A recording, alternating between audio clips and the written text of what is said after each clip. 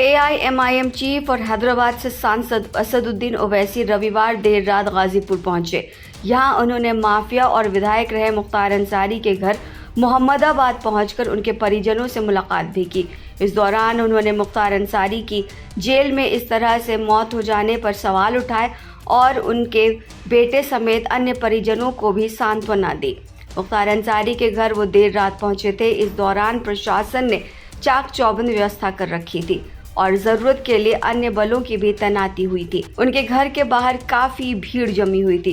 मुख्तार अंसारी के परिवार से मिलकर ओवैसी ने एक्स पर पोस्ट लिखी, जिसमें उन्होंने लिखा कि आज मरहूम मुख्तार अंसारी के घर गाजीपुर जाकर उनके खानदान को पुरसा दिया। इस मुश्किल वक्त में हम उनके खानदान, समर्थक और चाहने वालों के साथ खड़े हैं। जब बीते गुरुवार को मुख्तार अंसारी की मौत हो गई थी, तब भी ओवैसी ने एक्स पर पोस्ट के जरिए अपनी प्रतिक्रिया जाहिर की थी। मुख्तार अंसारी के कार्डियक अरेस्ट से मौत के बाद AIMIM सांसद असदुद्दीन ओवैसी ने प्रतिक्रिया देते हुए लिखा था कि उनके इलाज में कोताही बरती गई, इलाज पर ध्यान नहीं दिया गया, जो कि काफी निंदनीय है। उन्होंने अपनी पोस्ट में यह भी लिखा था कि इन्ना लिल्लाहि व इन्ना इलैहि राजिऊन। अल्लाह से दुआ है कि वो मुख्तार अंसारी को मग़फ़िरत अदा करें, उनके ख़ानदान और उनके चाहने वालों को सब्र जमील अता करें।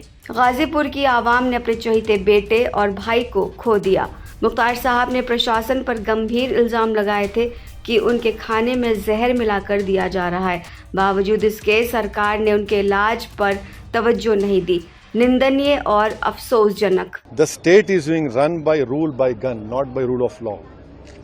And this is the second instance wherein a person has died in judicial custody.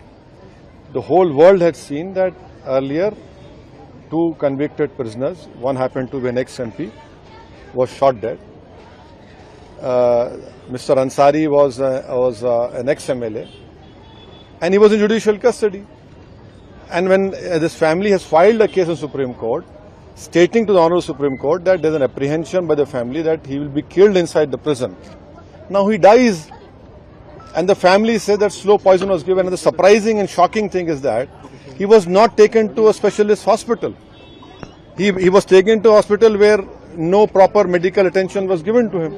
And the most surprising thing and shocking thing is that within a short span of time he was sent back to the prison. So definitely what the family is demanding, I hope that the Uttar Pradesh government, in the interest of justice, in the interest of rule of law, will have an impartial inquiry. And the whole world should know what has happened. This is not on. This is not how people just go away, just die in judicial custody. बता दें कि उत्तर प्रदेश में बड़े mafia रहे मुख्तार अंसारी की गुरुवार को मौत हो गई थी। बांदा जेल में उनकी तबीयत अचानक बिगड़ गई थी, जिसके बाद मेडिकल कॉलेज में इलाज के दरमियान उनकी मौत हो गई। यहाँ करीब 1 घंटे के इलाज के बाद डॉक्टरों ने उन्हें मृत घोषित कर दिया था।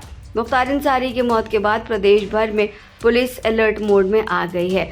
उनके खिलाफ 61 केस दर्ज हैं। इनमें हत्या के प्रयास, अपहरण, धोखाधड़ी, गुंडा act, arms act, gangster act, CLA act से लेकर NSA तक शामिल हैं। इनमें से 8 मामलों में सजा हो चुकी थी।